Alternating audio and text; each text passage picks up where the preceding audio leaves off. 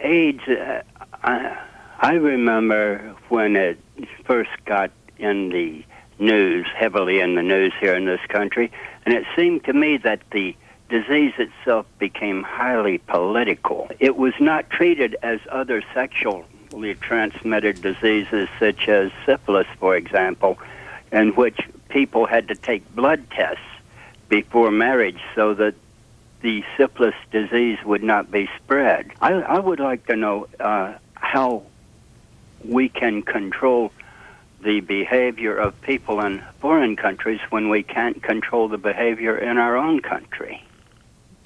Yeah, I think you used an important word that really illustrates the difficulty of the problem. You can't control people's behavior, but what you can do is you can educate and you can try to modify behavior.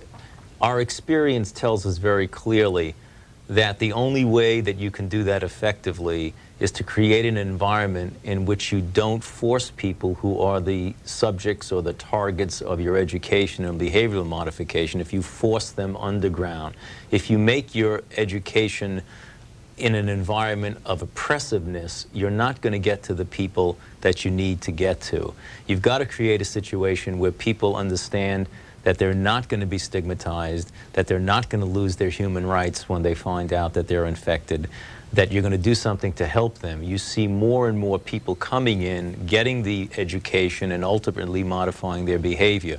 We have already seen that in spades in this country, and that's the environment that we are suggesting to our colleagues overseas to do.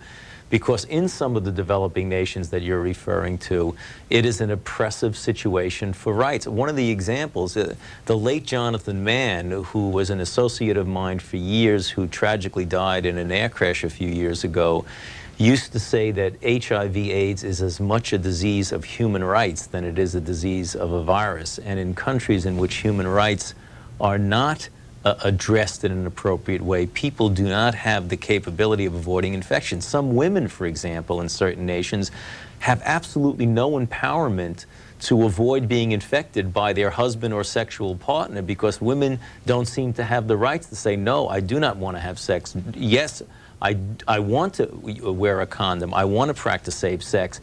And in some societies, they're not allowed that right. Those are the things we need to look at, not oppressing or forcing people to do things, because it never works that way.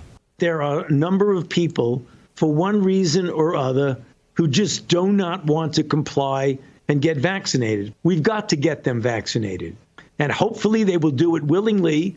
If not, there will have to be things that will essentially put pressure on them, such as, you're not going to work in this particular agency or institution. And I believe that once we start doing that, you will see more and more people willingly get vaccinated.